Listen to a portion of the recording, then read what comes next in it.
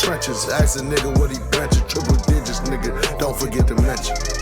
Whole hard in the trenches. Ask a nigga what he benching. Triple digits, nigga, don't forget to mention. Don't forget I got memories, dead stain the whole room if I let him bleed. Shit was dark, I let this little light of mine. Yeah. So lastly, the why.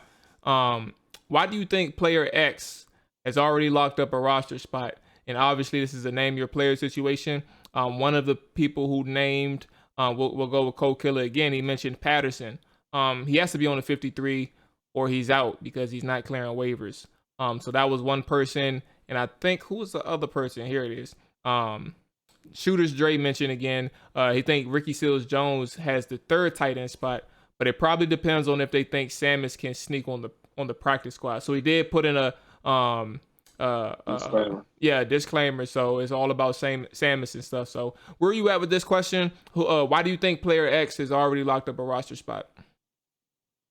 For the ones you gave, Patterson has locked his up. He can't make it through. He will not make it through waivers, but he's going to be on the 53.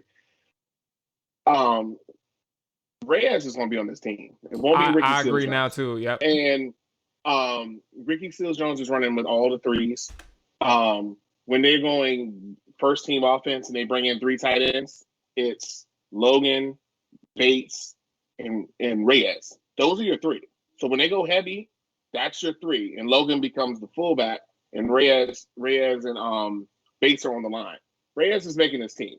Ricky Seals Jr. was a health thing for Reyes, and they had to make sure Reyes can grasp concepts, see how he does. Like, if he wasn't ready, then you could stash him and then bring him up later. But he has brought a physicality to blocking that his team hasn't seen since the 80s.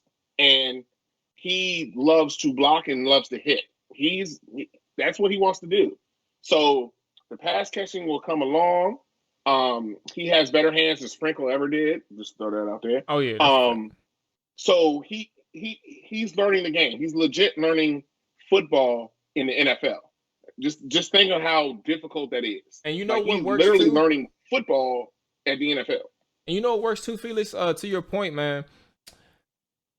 You don't see that many people in their very first game, their very first action, be that dominant in the ground game as a run blocker, especially at the tight end position too. And when you look at all of the tight ends as a collective, and you see who stands out of that position as a run blocker, it's only one person. And that's even after only one game. It's one person, and that's Sammis Reyes. And you don't want to get rid of that in terms of, I wouldn't say get rid of it, but you don't want to leave the opportunity for somebody else to claim him when he's already on your roster, because you don't have that capabilities in any other tight end. Even Logan Thomas. Logan Thomas struggled last year in the run game as a blocker. I don't know if he's worked to develop. You could probably help me with that one. I don't know if he's worked anything in the offseason or anything to help him as a run blocker. But Sammis clearly stood out from the immediate jump and kind of bolstered himself in position to make that team, even if it's not as a pass catcher, a run blocker for sure. I mean, if you see him, and you got to see him. Chase and Montez are big dudes. Reyes has wrestler arms. You remember Scott Steiner? You remember Hulk Hogan when the big guy? See, Reyes' arms are so massive that when his jersey and pads are so wide, so like he gets a base, it's over because you're not going around him.